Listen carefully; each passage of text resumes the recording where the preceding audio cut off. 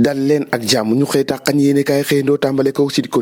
Quotidien di kat ci coupe du monde Qatar 2022 Sénégal nermelu na niki démb ci kanamu Pays-Bas ñaari bal la ko dóor naka Sud Quotidien naan na Lions yi naka daanu nañ ci seen njël benn match naka niki démb naka daj nañu metti ci biir yéene kaay bi nag Aliou Cissé moo ngay àddu nee na nag ay gaynde yoo xamante ne si daanaka kenn xamewu leen ak résultat boo xamante ne si daf ci gàccewu lool libre propos yéene kaay bi ne naka gaynde yi daan nañu waaye naka ñàkkaguñu dara nag Walf Quotidien di kat ci leen naka nekk scénario bi ñu gis démb naka ci champion d'Afrique moom dalul xel no bette na lool Sénégal Sénégal ñàkk ci kanamu Pays-Bas ñaari bal ci dara lañ leen dóor Aliou Cissé ne naka mbir mi yëpp naka moom la jël na lépp naka ngàllu ko ci ndoddam ndax boo nekkee entraîneur boo ñàkkee rek ñu ne yow la naka ana lu tax naka plan Aliou Cissé yëpp dal dee faussé yéenekaay bi tontu na ko ci biir xëtam bu njëkk naka blessure yi nga xamante ni si am nañ ko ci Diallo ak ki nga xamante ni si moo di jeune Cheikhou Kouyaté loolee naka daanaka ñoo ngi xiini mii ndax mat yi di ñëw dinañu bokkam déet lu mu ci doon ne naka li ci kanam rawali gët naka li raw gët yi kat naka moo di ITV moom signal boobee nag dañ nañ koy coupé gannaaw bi ñu leen teree nag ñu wane coupe du monde bi ñu lànk loolee tax naka général dal dee dàgg naka looleem signal naka ne ko tappit nag source a dikkaat ci defet bi nga xamante ni dafa weqat ci gayndee ni ki démb naka bi ñu janoo ko Pays-Bas ñaari bal ci dara lañ leen dóor mu nekk naka defet boo xamante ni daanaka naka métti na lool gaynde yi les Lions naka chute d'entrée daanu nañ ci njëlbeen naka dañuy dugg pakasalu ci kanamu Pays-Bas daanu jël bu rëy naka ñaari bal ci dara lañ leen daan Sénégal Pays-Bas ñaari bal ci dara champion d'Afrique yoo xamante ni si ñàkk nañu seen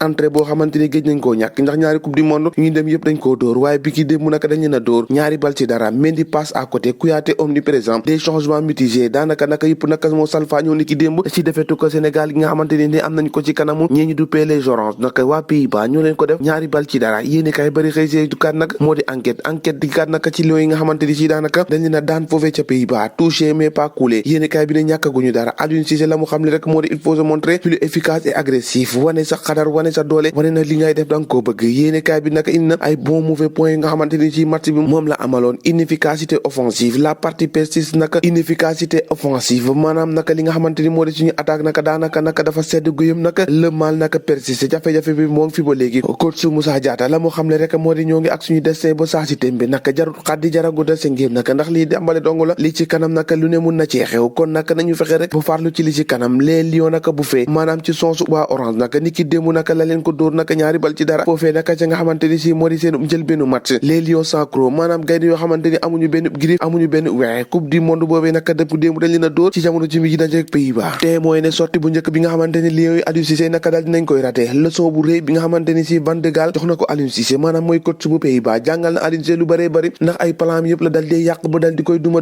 yu métti ñaari bal ci dara foofee naka ca nga xamante ni si moo di ci coupe du monde les Lions sans griffe maanaam Lions yi naka si ngéem nañu dool Aliou Cissé la mu xam le ci biir yéene kaay bi ITV mu ne moom moomee rek mooy coupable bi waaye football ba la muy neex la muy métti ci réewum Sénégal ak seenu defet boobee naka jàpp leen am na ñoo xamante ni ñu nga fa woon ngir dox ay tànk jàmm ci diggante Karim Wade ak Macky Sall yéene kaay bi naka ay tentation traction yu bëri yoo xamante ni si demoon nañ foofee ngir fexe rek ba Karim Wade naka daal dee fekk ci Macky Sall vers un retour négocié boo xamante ni ji ñoo ngi koy wàccal ci Karim Wade ndax ni ki démb moom Karim Wade boobu bokkoon na ca gaynde yi nga xamante ni si ñoo doon supporter Lions yu Sénégal waaye nekkate li gars yi wax ci football bi nekk ci football bi naka ba gaynde yi nermelu foofee ca Qatar am na ñoo xamante ni ñu ngi def naka si du noonu libération yéene kaay di kaaj na si naka la moo xam le rek moo di ñetti jamb yoo xamante ni si dañ koo dagg naka ñu daal di koy gis naka ci 48 heures maanaam ci ñaari fan ay découverte yu doy waar naka la yéene kaay bi xëy fësal nee na alxames bi ñu weesu naka ci péage bi naka benn tànk woo xamante ni si dañ koo dagg naka ba noppi laxas ko ci sachet bu bula naka moom la ñu fekk foofee ci autoroute à péage fa tolloog toog lu rek ak sikaat naka yéene kaay bi ne doyagul de ndax vendredi ci jas moom ay xaj ñoo daal dee suli ñaari tànk yoo xamante ni si dañ koo dagg naka la ñu xam naka ci premier élément d'enquête nag libération yéene kaay mu ngi koy xëy fësal cay Sénégal chaque jour ak dossier bees ñu ñuy jooy fee suñu defet noppeegu ñu ñuy waxaat ay waxu découverte yu doy waar ñoo ko déggandoo jaa ngeen jëf ba ëllëg